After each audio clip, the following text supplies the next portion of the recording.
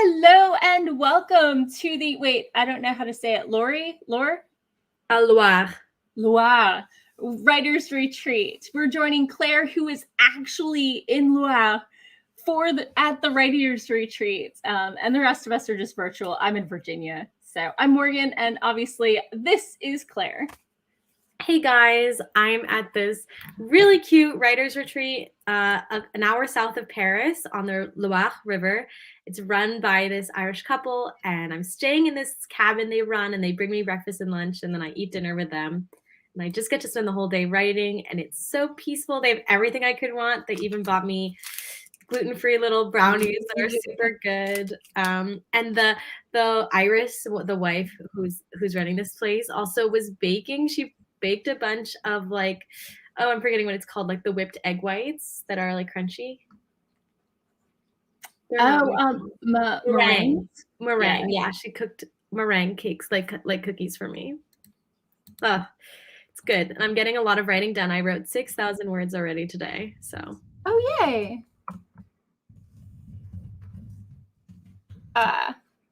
Okay, so hello, we have MK Kids joining us. Hello and welcome. So what are you working on today, Claire? I have a new manuscript that I'm pretty excited about. It's something I've been planning for a long time, but I was working on my grad school application, so I was forbidding myself from working on any fiction because I felt like if I started writing fiction, I would never do the boring academic application work. But those are all done. They're submitted. So today I'm working on my young adult novel about, it's a queer YA fantasy about a young girl who sneaks into a harem to seduce the king's wives and falls in love with one of them and has to physically steal that wife's heart back from the king so they can run off together. It's the plot. We're just at the part where she's snuck into the harem and she's getting her bearings and she's deciding that this is a pretty cool place to be.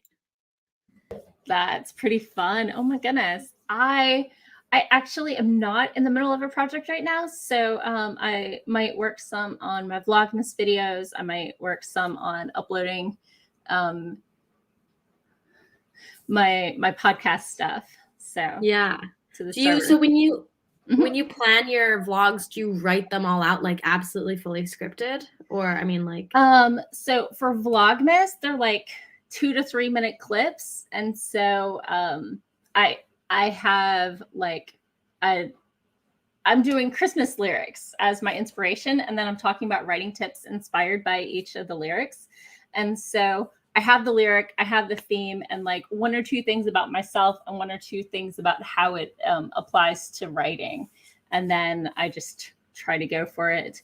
But when I do my weekly videos, they're my like I say in it, it's my blog in video format. And that's literally what it is. I take my blog post and I read it out loud. And because I know a lot of people would prefer to listen to me on YouTube than like actually read a blog post because they're doing other stuff while they're listening or what have you. Or maybe they just like to see my face. But it's also part of my editing process for my blog post, reading it aloud. So then you like hear it and you edit it as you go. I do. Yeah. I'm a big fan of reading things aloud. I think that it like, especially if you read a lot, then you have that ear and you can hear the mistakes that your eyes don't catch for sure. Yeah. I know when I'm editing, I'm more prone to like read things aloud, either vocally or in my head.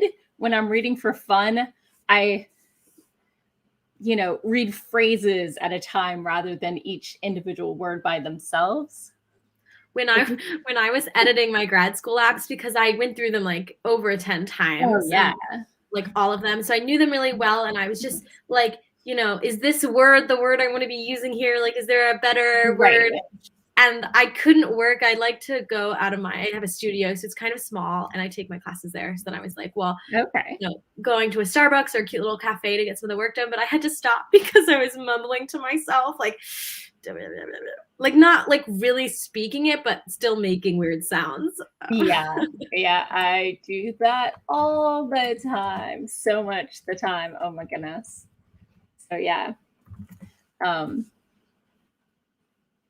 I mean, talking to ourselves is totally part of like the writer experience, isn't it? I feel like it's a necessary part for sure. Also, like, on par with like the staring into space, like having an idea moment. I feel like they're both like the weird writer things. It's totally part of the process. I believe most of my breakthroughs have either been while taking a walk around the neighborhood, driving, or taking a shower. I have had this horrible thing start happening since I've started working on this draft, which I feel like hasn't happened to me with other works I've like done, where I'll be Okay. writing a scene and then a different scene will start playing in my head, and I'm Mhm. like no. But I think that's maybe a feature of having planned so much and then finally being able to write, and my mind's like Yeah. still. So, would you call yourself a planner, a plantser, or total pantser? I mean, obviously you've got some planning, so. Right. I think I am a plotter, but I'm not like the kind of plotter that writes a 20-page outline. I have a bullet point outline, and I'm pretty flexible if I get to something and I'm like, meh. But I almost can't help it. Like, as soon as I have the beginning, my Mhm. mind is going and it's going somewhere. And, I can't stop those ideas from coming. And often it's very big picture first. So I have all of these ideas about the end, and then I have like a good idea for like a set piece. And then I have to figure out, well, who would be the good villain, or and then I workshop that. And there is a little bit of like, it's not just like ideas coming. It's like, well, that's okay, but is that maybe too obvious? And like, okay, well, I need someone to do this. Like, so, there's like, it's almost like a puzzle. And then yeah. So it's not, it is definitely plotting, uh, but it's very big picture. And then I don't really know. Like, I know that a couple's going to get together and then that character is going to be jealous when the person moves on. But like, I don't necessarily have that scene about how they get together. And so actually, when it comes to the writing, there's a lot I don't know. What about You you? fill in the blanks as you go along. Yeah. That's pretty cool. I thought I was starting to turn into a planter, but no. Or sorry, a planner, a plotter. Hmm. Because I took the beat sheets and I was going over them, and I had all these plot things planned out, and then I started writing this year's NaNoWriMo project, and jumped around more than I ever have in my entire writing life, and kept thinking about ways to like tie things together or backstory, and just I was all over the place, which is not normally my experience. I But think that is the plotter experience. I think that when you start, like, that's what my experience is often. It's like I start planning a novel and then your mind is in these different places because you are pulling things together. yeah, But you do have to then transition out of that to start writing. And that's, yeah. a little bit what I'm suffering with here when I was like trying to write and then my brain was like in a scene that's, Mhm. ages away. But I know it's coming. So, and I'm thinking Right. about how these characters are meeting, and I'm already thinking about the scene where they're going to be breaking up. Ouch. Ouch. Right. And the I mean, it's word kind of is fun. You can uh, do like some good, yeah, like, be yeah, like, oh, she'll use this. If I write it this way, then they can throw that line back at each other at the end, like, right. which is So fun. MK Kits is actually done writing and headed to bed, but said thank you for good writing. Ward joined us and is in a hotel with secure Wi-Fi, so can finally visit the stream she's been missing all week. And thank you, is watching my Vlogmas Day 10 premiere. She writes out of order because there are some scenes she's just more excited about than others. Hashtag Planters Unite. Yeah. How do you write out of order? So I have ideas out of order, but I have never actually written anything out of order. I've done it and I hate it because then my flow is broken. So, if I skip over the ones I'm not excited about, I'm still not excited about it when it's time to write them and they get phoned in. And I find when I go back to edit, it's very jarring when I jump to a scene because it doesn't naturally flow into it. So it's not my favorite. When I said I was jumping around, I was adding stuff in and layering stuff in previous chapters, but I wasn't jumping ahead to new scenes. I wasn't, it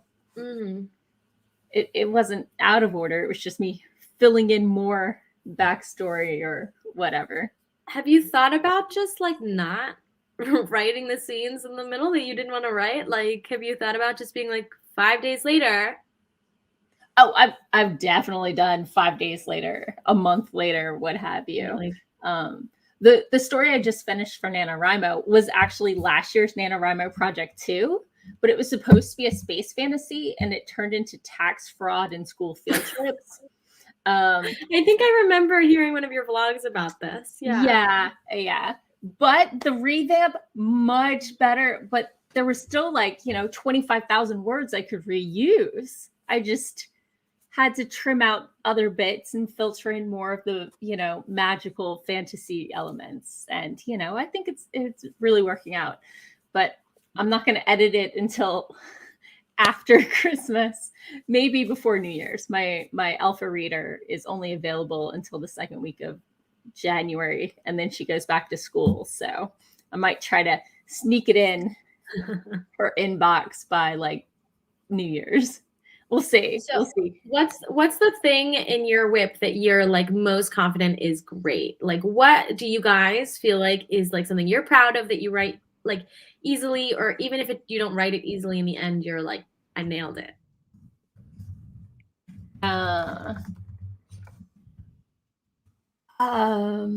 For me, I don't know. I'm much easier at telling you what needs work. My ending is a lot of, and all of a sudden happily ever after at the end. It's a little abrupt. So I think my world building is pretty solid. I think I really like my characters. And I really like the inspiration that drove them. So what about you? I'm reading Penumbra Mind's note here. Treat my plot point like locations on a travel brochure. The early written scenes are places to visit. Then I also write the end scenes and all the character deaths when I start. Oh my God. That's like a whole other level of writing out of order. Whoa. I can't imagine writing out a character's death like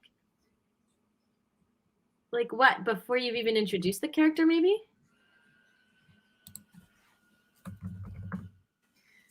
And then Ward says, making the missing middle scenes more interesting becomes the quest. You have to justify their existence, really. So yeah. Well, so for my strengths, I think that I write. I mean, now I'm like feeling cocky, but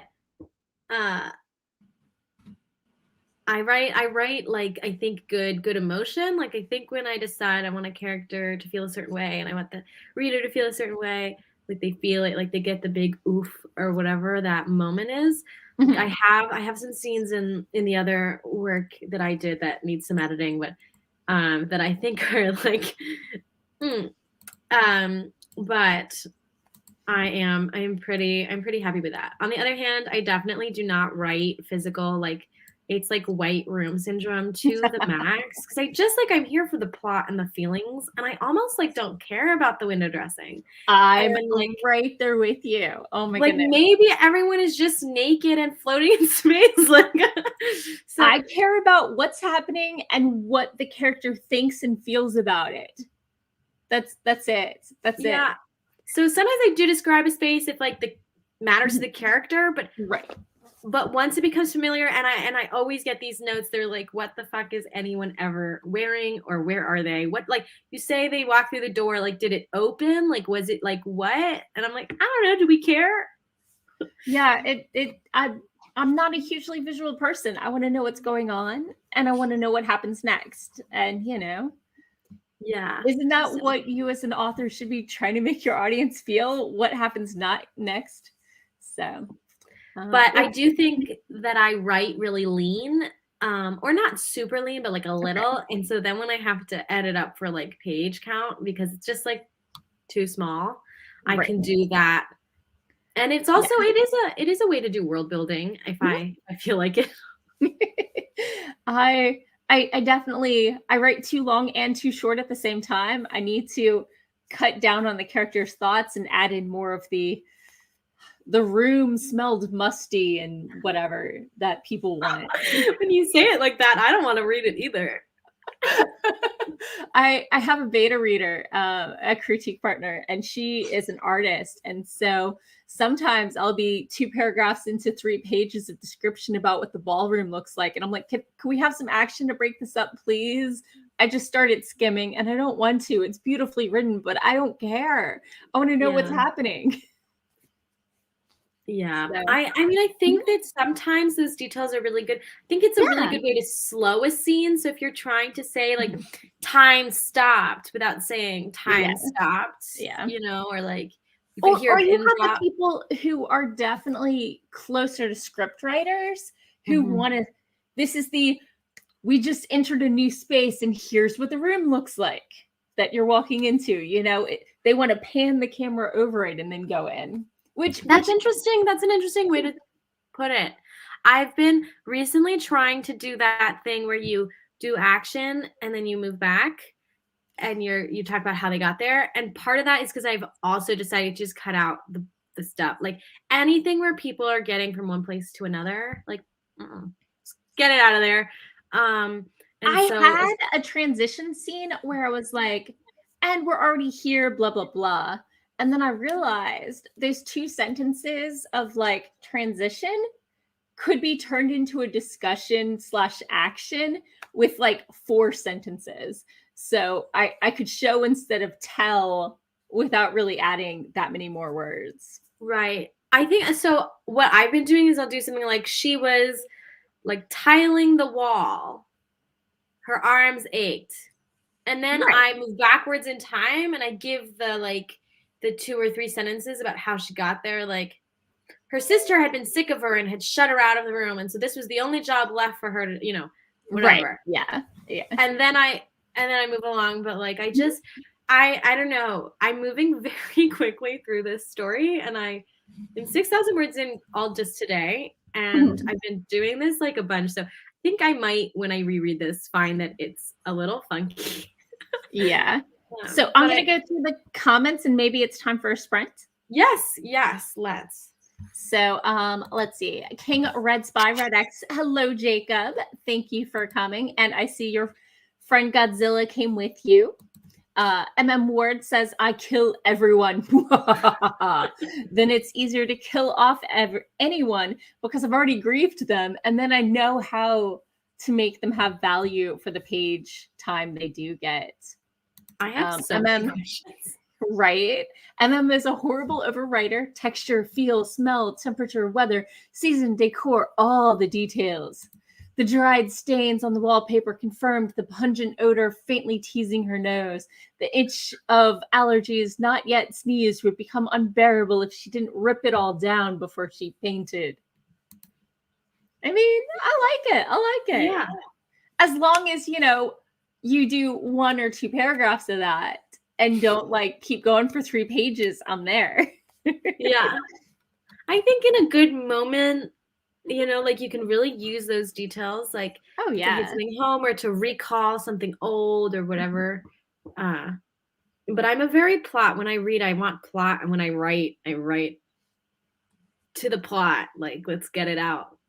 I have definitely added in like love interests and stuff because I was so focused on like the main plot line. There were no secondary tangent stuff. I was just like, and what happens next? And what happens next? And what happens, Mm. So How many minutes do we want to do? let's do 15 since we've chatted a while. Okay, sounds good. So I'm going to do a 15 minutes and 20 seconds because because it's 2021 and it still amuses me. What? Why is my screen being weird? I don't know. Oh, they updated. So weird. So weird. I might have too many tabs open. Okay. MM Horde says, don't be a Dickens. You know who's worse than Dickens? Robert Louis Stevenson. You can tell he's being paid per word. Oh, that's hilarious.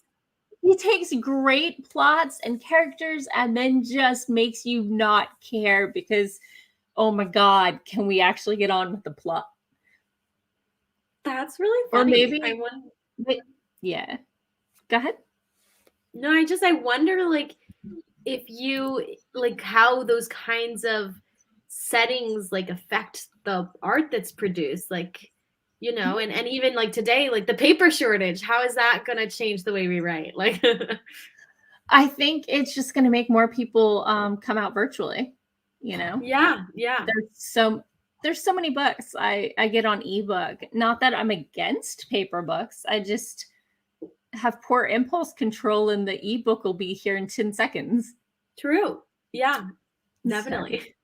I bought an ebook on impulse control, so Facebook ads work on me. Yeah. And then Ward, A Tale of Two Cities could have been 100 pages. I'm tired and sick. Godzilla would like to go to war with Monkey Kong.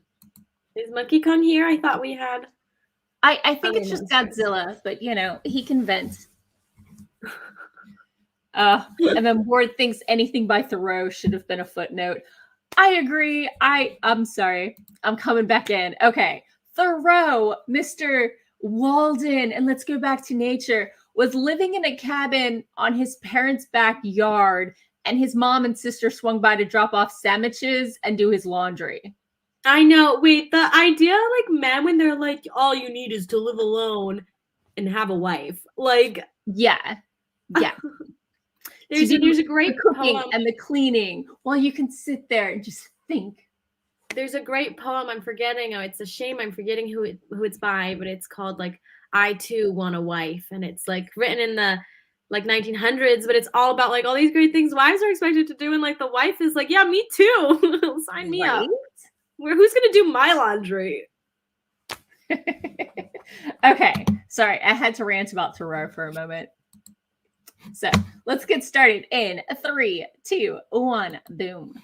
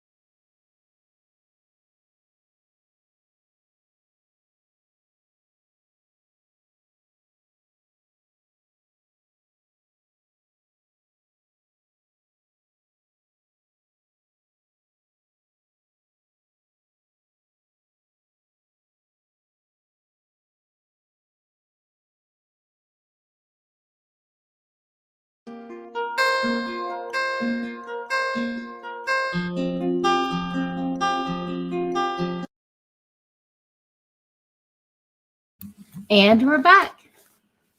How was your sprint? It was okay. I decided to go back and read what I've written today because I was suddenly like, oh, what if it's nonsense? I usually find that when I go back and rewrite things I wrote, they're not as bad as I feared they might be. I mean, it's like a little chonky, you know, it's like a little, but I think also I have to forgive myself this like moment of transition from like nitpicky academic writing to fiction. And I think the vibes are there, so I'm going for it. Nice. How about you? I'm actually attending Worldcon next week, a week from yesterday through Thursday through Saturday. And so I'm going through the panel listings and trying to decide what looks interesting and what doesn't. So because I usually blog my notes from these panels. So I'm like, what haven't I already done like a million times? But also what's going to be interesting, and also, you know, who do I want to network with, and, you know, that sort of thing too. So what's one of the panels you're definitely attending? Well, I'm actually the moderator of one of the panels, so I can tell you I will definitely be at, what's the official name for it? They have some clever name. Don't you love it when they have clever names? They always do. I'm like, obviously a bunch of writers are running this. Right. No, clearly. So let's see. So I'm going to be on bad kidneys and other NFTs, talking about screwing up on social media. And I am going to be on adding Spanish skills to your resume, because I do a decent amount of volunteer work with them. And so, you know, it is stuff. Yeah. Is a spicy panel. but also, you know, there are people who take, you know, beta reading and turn it into a career. You know, there's plenty of people who are now editors and stuff who have worked their way in and that sort of thing. Or like they organize their event planners now, you know, that sort of thing. So yeah, I'm excited about those. So yeah. But there's like a sipping with the stars, and there's like whatever the local symphony is going to put on gaming songs, and there's going to be an ask an editor both for long form and for short form works and that sort of thing. So those are some of the things I'm looking at so far. I think MM Ward had to bounce.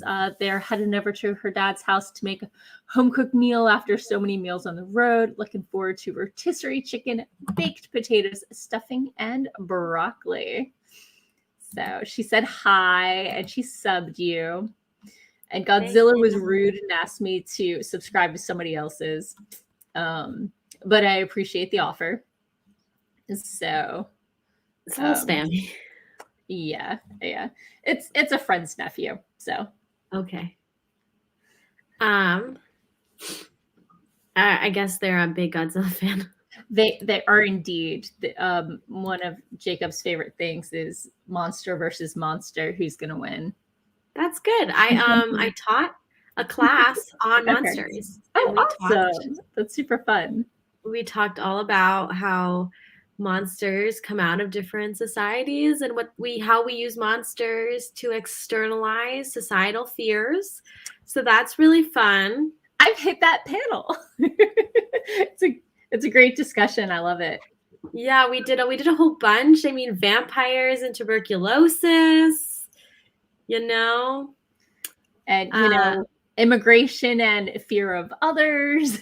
Technology and zombies. I mean, it's happening, and it's a good time. It's kind of fun to think of a monster and then think about like what it could mean at the time and the context, and also the way I mean, not so much with Godzilla, but the way that people in turn internalize the monster, like the way people became convinced that they had experiences with vampires, like the cultural fear that had been externalized then like displaced the original fear. Anyway, it gets really meta, but it's super fun. I do believe, the fear of being stolen away by the fairies has been replaced with alien abduction. Yeah. What do you think? What do you think is the societal like root of that? I know, I'm pretty confident that a lot of the changeling mythology goes back to like the onset of autistic markers and stuff happens about that age where they're like, oh, this isn't my child. No, they are just, it just wasn't what you expected.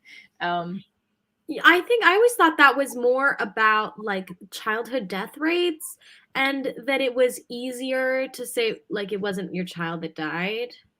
There is some of that, but from what I've heard, a lot of like parents of autistic children are like, they were progressing normally and then something happened, like a switch, and this isn't my child, and fix them, which is clearly problematic Right. itself. But yeah, a lot of. But then in that case, it's not the aliens that have replaced them. Right. This is definitely the changeling part of the myth rather than the person who fell asleep somewhere weird and woke up and things were different. That's a different level of the Fae myth, obviously. Right. More of the Rip and Winkle than changelings, really. Yeah. For the alien abduction. That's interesting. I hadn't thought about that at that angle, but that definitely is, poignant. If I talk about that class again, I'll have to bring it up. And then the other thing we talk about in that class is the attraction to the weird and bizarre and uncomfortable and like uncanny valley, and how people will stare at the grotesque, like how we can't pull ourselves away from like train wreck and rubbernecking, and what, if that serves an evolutionary purpose. But, we're not biologists. We're just here for philosophizing. Yeah. A lot of it, I think, is, pattern recognition, and we're trying to like visually turn it into something that, fits into a box in our head, Yeah, I think so. I think there's also, I think that's a good way to talk about some of it, but I think some of it also comes from like a little bit of an evolutionary, maybe like a where something could pose a danger to you, then you want to learn about it. Right. So there's an interesting experiment with monkeys, and if you have a snake on the ground, they won't go near it. They're like, I know what a snake is, I'm not interested. But if you put a bag of snakes, one of them will eventually go look because monkeys are curious, and it'll freak out and run away, and then all of the monkeys have to look inside of it. Even though they know that it made their friends scared, they must go look. And that's really interesting. And they think that that's related to this theory of like staring at the thing that is uncomfortable, but like that's also related to like why it's also related to the frat boy. Oh my God, this tastes awful. Taste this, hand it to their bro. Like, my brother used to be like smelling my dog's ears and then be like, smell it. And I'd be like, I know what his ears smell like, and I don't have to smell it again. Did your dog have an ear infection? He had a long running strain, and he had a skin problem. So it wasn't that his ears were specifically like yeast infected. It's just where the smell, I guess, percolated. Gotcha. Yeah. He was. I know Cocker Spaniels and like droopy-eared dogs can get prone to like infections and stuff. Yeah. So he was part Cocker Spaniel, and he'd had a lot of that. But this was in his old age and a general skin issue. He was kind of stinky in general, which is part of why I felt like, Peter, I don't have to put my face in his nose to get the full experience here. I'm living it actively. Oh my goodness. Oh. Do we want to do another short sprint? Yeah. I think I can stay a little late if you can. Yeah. So let's go ahead and do another 15 minutes. Perfect. Let's get started in 3, 2, 1, boom.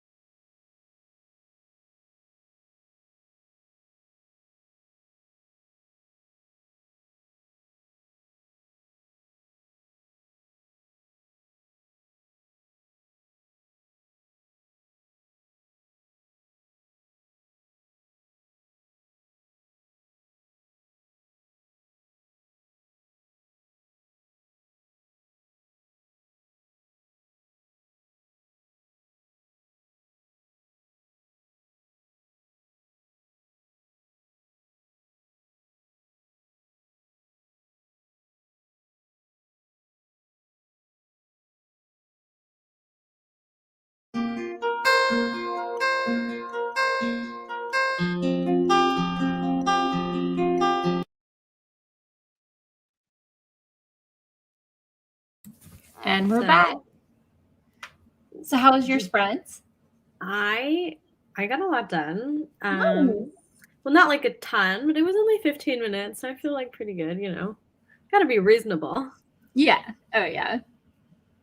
So I got 200 words, which I'm pretty happy with. I mean, I was sort of rereading a little bit as well. Yeah. What about you? I got through Friday and half of Saturday on the schedule. So trying to pick out what I'm going to attend. And I cleaned up my inbox.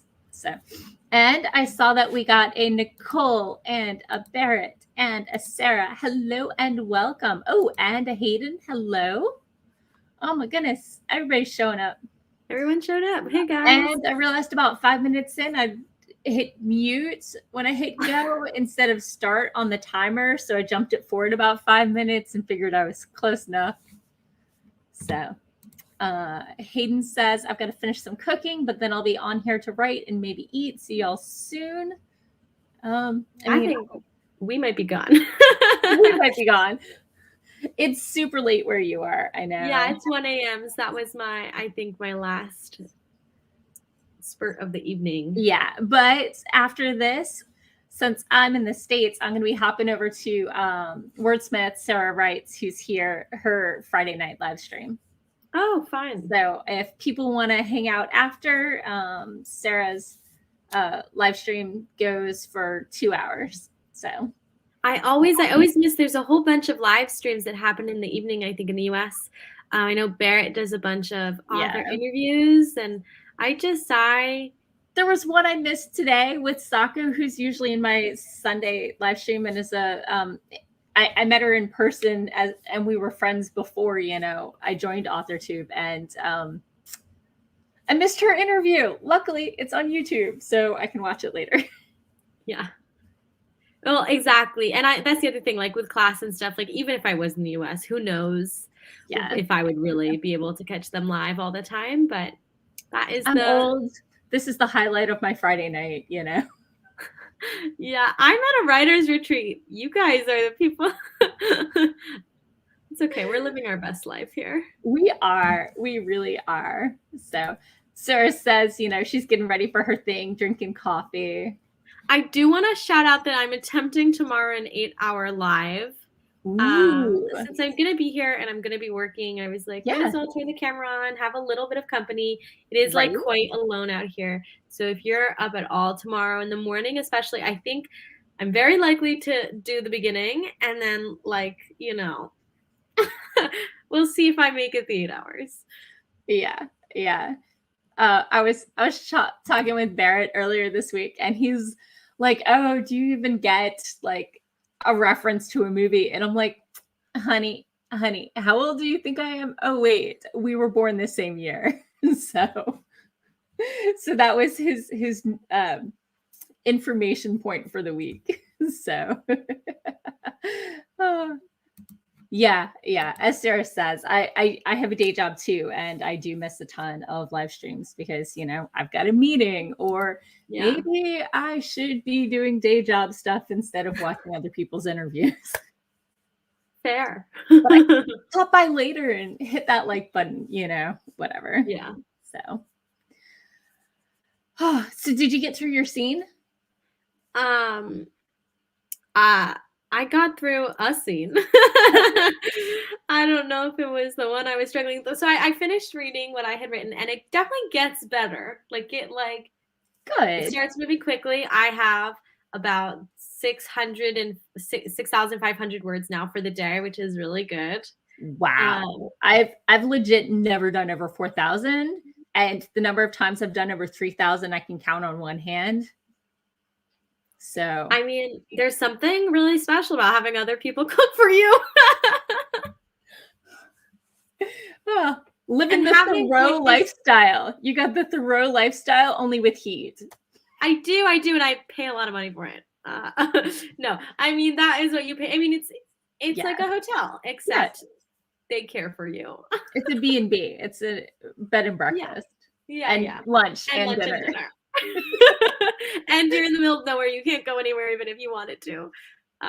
But I might vlog a little bit here. They have a garden, like a meditation garden with like Oh, a little bit of a nice. maze that you're supposed Yeah. to like contemplate on. So if you were like stuck at a plot point, you could go for I like a love walk. those. Those are so much Um, fun. so there's lots. So I might try to get outside a little bit tomorrow. We'll see. Nice. I was so productive today though. I really just didn't move. That's awesome. I mean, you're at a writer's retreat and getting inspired by being there is awesome. I've never managed to have a writer's retreat. I'm always like, oh, I can do it at home. But when you're at home, you're like, I really should work on those dishes. And I've been thinking about Right. putting flannel sheets on my bed instead of regular. And also cotton. then like other things start to call to you. You're like, yeah, I want to write, but what about this thing that I've been meaning to do that I've been putting off? And when you go, you just like you really do leave. You know, I'm supposed to be buying a new dishwasher, like, you know, whatever, but like not doing it now. Yeah. Yeah. And even like the fun distractions of like all of my library books and like, you know, I only brought one book with me, so I don't want to read that book. I gotta write. I mean, it's not like you can't pick up an ebook. Right. I left my ebook at home very purposefully. I've got the app on my phone. Oh no. I have it on my phone too, but I really can't bring myself to it. But what I could probably fall into if I wasn't more careful would be audiobooks. You know, I'm a big audiobook fan. Yeah. And I could like walk in the garden and just audiobook all day. That would be its own retreat, to be honest. I find the reading retreat. Yeah. I find audiobooks best for like long car drives, but I have a 0 to 8 minute commute, so it's not really where I'm at right now. You have a dog? I listen to audiobooks when I walk my dog. You could borrow a dog. I have cats. I do like to go on walks, but usually either I'm thinking about my plot or I'm talking to somebody on the phone. Yeah, I think when my walks are like, I don't have to. I mean, it's horrible we feel this way, but I don't feel guilty about my walks because they're like for my dog and I have to take them. Mm-hmm. But if I didn't have to take them, I think I would like also feel guilty. And then I even with my dog, because I can bring her in buildings, I like will be like, okay, I'm going on a walk for my dog. So we're gonna go to the bank and we're gonna do this and that on the way. Like it's just like that. And the other thing that's really, really helped get the words down today is that I'm enjoying how dumb my characters are. Like I wrote a bunch of like super just dummy characters and it's so fun. Like they just make bad choices. And also I am not pressured as an author to be like, oh, they're smart. Like they have to like find the right answer. I'm like, no, they dumb. Like they do the absolute first thing that pops into their mind and it's dumb. I mean, there are plenty of impulsive people out there. That's very realistic. I like to think I'm not one of them, but you never know. Yeah, I think it's just so different from the other books I've been working on. And I don't know, I think it's been really fun to just like let go and like play with the story. And also one of them, the main character is like a disgusting flirt. And that is also like really funny because she just says things I would never even imagine saying. But it's coming to me like too easily. And it like makes clearly you can imagine someone saying it. Apparently. Stuff like someone's like, you're not a servant here. And she's like, I'll serve you. Dang. I'm literally red right now just thinking about it. It's so I need like a I'm like so red. I'm gonna need like a cringe like a what's the word? Like a reader who's there, like I pay someone just to tell me if it's cringe. Like sensitivity reader. Yeah, I need like a flirting sensitivity reader to tell me if it's like as uncomfortable as I feel. But I feel uncomfortable about it, but also like it's hilarious. Right. You know, some characters are supposed to be cringe, and that's, you know, part of, you know, not everybody is, you know, conscientious and woke and thoughtful. A lot of people foot in mouth all the time, or, say things for the lulz. Right. Yeah, exactly. And I think also I do enjoy when characters are really bold. It's a little bit like living vicariously. Like you wouldn't do that in real life, but it's not real life. It's a young adult fantasy. Like, Yeah. And I also think in that age group specifically, there is often outrageous flirting.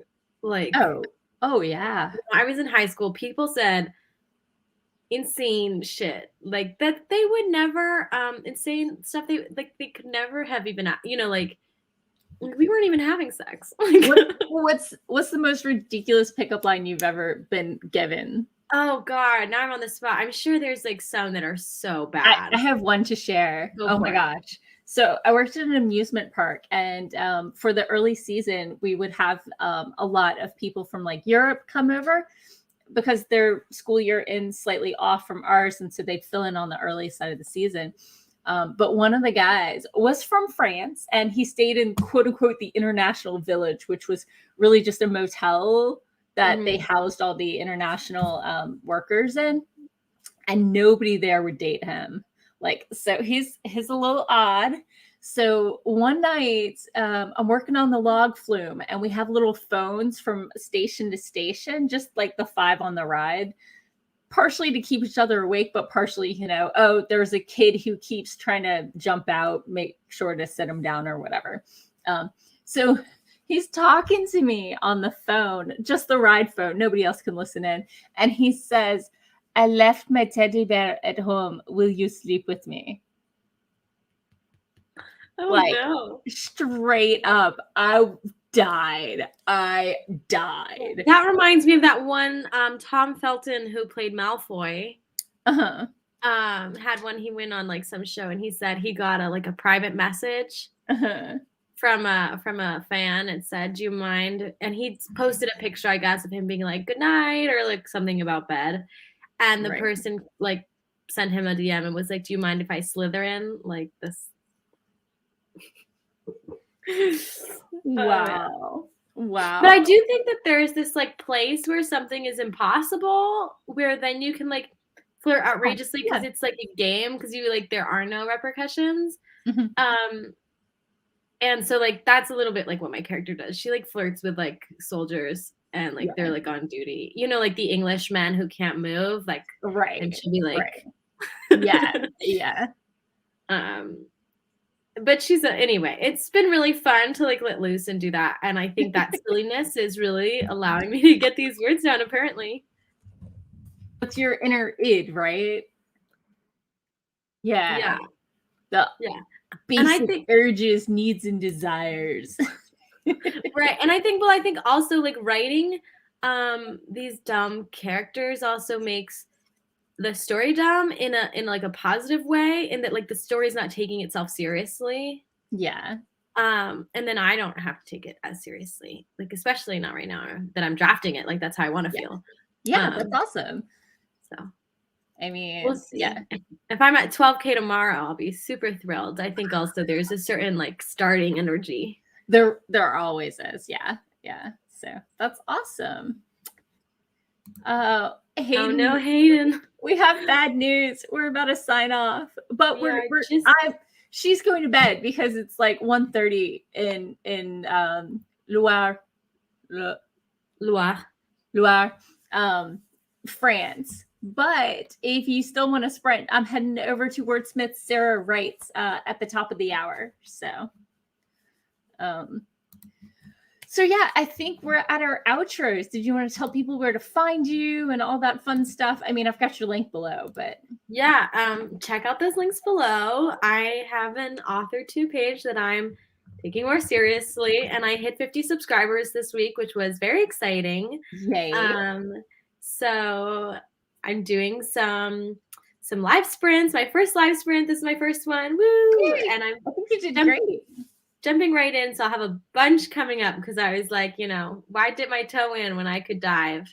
Right. Trial by fire. So join me tomorrow. I'm going to be running one. I also Instagram and TikTok. Not daily, but like definitely at least every other day. It's a good time. So you can follow me on Instagram. It's the same as this. It's all the same, Author.Elliot. Nice. Cool.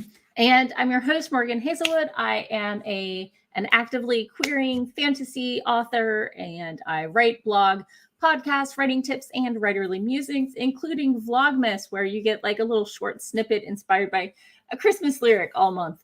And let's see, I don't know.